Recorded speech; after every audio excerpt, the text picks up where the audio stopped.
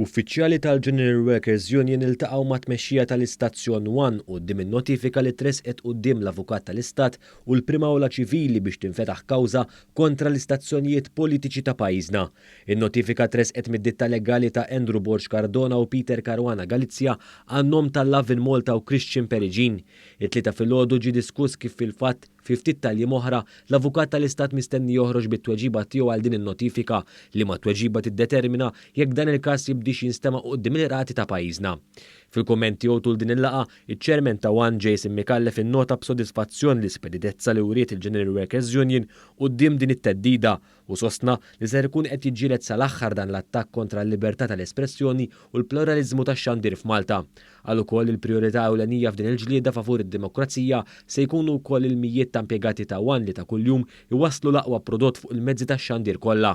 Naturalment il-priorità assoluta tagħna huma lejxin u salvagwardja tal-ħaddiema kollha u l-impjiegi tagħhom fil-kumpanija One. Din il-kawża tfisser u qed tgħid biex jitneħħew il-liċenzji ta' One Radio u One Television li tfisser li x-xogħol 100% li tagħmel din il-kumpanija u allura huwa xandir dak jispiċċa li tfisser ukoll magħhom jispiċċaw ammonti kbar ta' ħaddiema, ammonti kbar ta' impjieg. Min-naħa tiegħu is-Segretarju Ġenerali tal-General Workers Union Joseph Buġejja qal li din il-laqgħa immarkat ukoll bidu ta' pjan għal futur fil-qrib sabiex l-aqwa interessi tal-ħaddiema jiġu issalvagwardjati.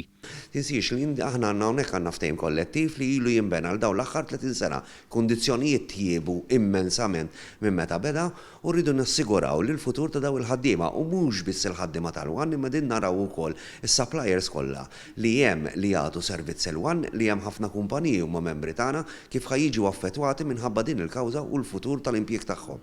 Intant kif l-Istazzjon One flimkien mal-Partit Laburista jinsabu ma' quddiem din it-teddida serja, mhux l-istess jista' jingħad għall-Partit Nazzjonalista u l-Istazzjon Net.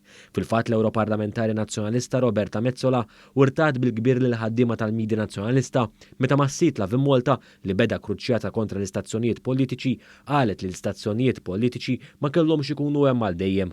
Madankollu Bernard Grek li għall-bidu waqaf il-muta qal imbagħad li l-istazzjon tal-Partit Nazzjonalista irid jissaħħaħ u jibqa' iżda n-nies li għandu warajh qed jgħidu bil-kontra.